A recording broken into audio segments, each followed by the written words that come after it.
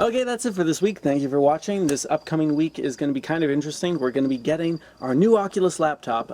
Originally, I was looking at getting I think it was an MSI Ghost Pro, which looked fantastic. It was going to have a GTX 970M, and we were all ready to get that. My office approved it, and I was like, this is going to be amazing. It's the greatest laptop I've ever seen. And then I posted about it in the Oculus forums and found that it's actually it has a problem, which is that there's a new feature of a lot of newer laptops, especially using the newer NVIDIA cards, called NVIDIA Optimus, and that's a way to save power where NVIDIA basically forces your laptop to use like a generic HD graphics card for any kind of external monitor. So it wants to use the high-powered, GTX 970 card on the machine itself, and then anything that's external, it wants to use a cheap, crappy HD card, which is bad because guess what? The Oculus, it's kind of an external model. So apparently some devices you can disable it, other laptops is a little bit harder, and so this was like a last-minute thing where I'm like, oh, well, we could wait for this, we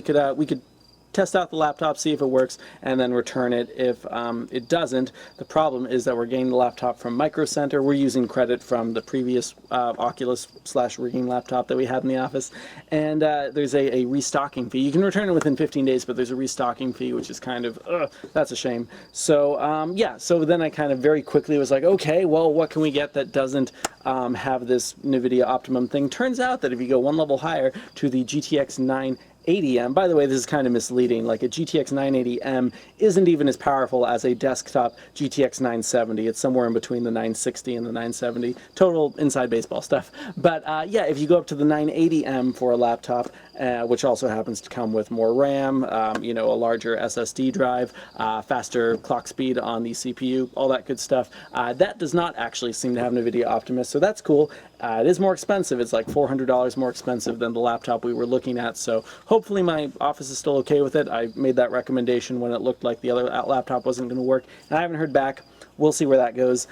Wish me luck. And I mean, I've actually been using the Apple laptop lately, which has actually been fine. I actually edited last week's episode on that, just going on the train like I normally do, using iMovie. That was kind of interesting, and that's not so bad. Also on the train, I'm still playing Legend of Zelda. Didn't mention it this week because, I didn't actually get to play any real video games, and there's nothing really new happening with that. I'm still enjoying it. I'm in the last couple dungeons, which are really hard to keep track of. Like, man, I wonder when something becomes complex for complexity's sake, and when it's actually complex and interesting. I think I'm still enjoying it, though. Sometimes you're not sure with these things. Like, I was playing The Last of Us, and there are some elements in that game where it does feel like kind of a drag. Like, I want to get through certain sections because I love the story, but the gameplay itself isn't particularly fun. So anyway, total random little video game tangent.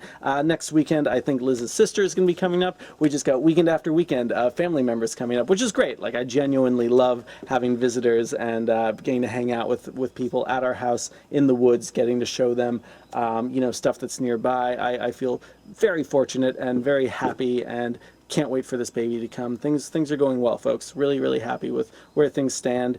And yeah, I'm gonna have to get some element of that Spider-Gwen video done. I didn't mention that there are people at Vulture are actually going to Comic-Con at the end of this week, I think, and so I need to get them something before the end of the week because they want to take some footage of a girl in a Spider-Gwen costume, which is an awesome costume, by the way. It's like all white with like a hoodie, and then on the inside of the hoodie you got like the Spider-Man webby stuff, and then some really cool like pink eyes. I mean, not really pink, it's almost like pink eyeshadow. Anyway, really cool costume, so I'm gonna somehow want to work that into the trailer. We'll see how that goes. There's more cracked work going on this week.